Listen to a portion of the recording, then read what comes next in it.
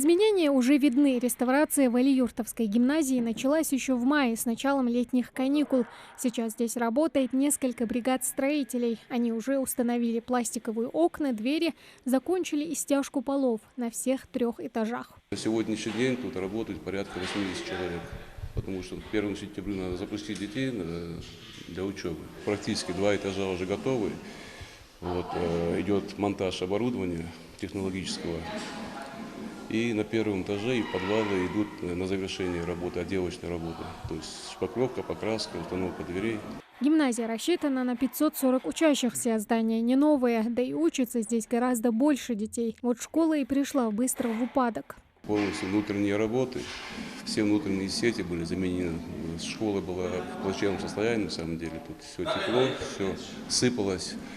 Все коммунальные коммуникации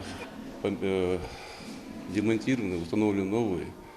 То есть полы, стены, потолки тоже полностью заменены. В 2022 году в республике запланирована реновация 13 общеобразовательных учреждений. Гимназия как раз входит в это число. За капитальным ремонтом в каждой следит технический надзор. Нарушения на каждой стройке бывают, то есть они незначительные.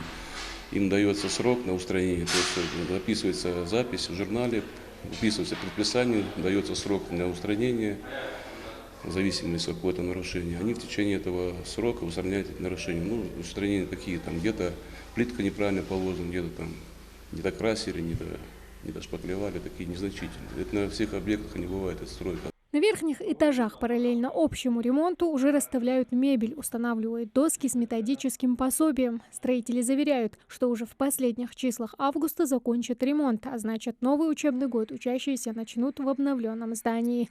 Тамара Хшагульгова, Ахмед Горбаков, Новости 24.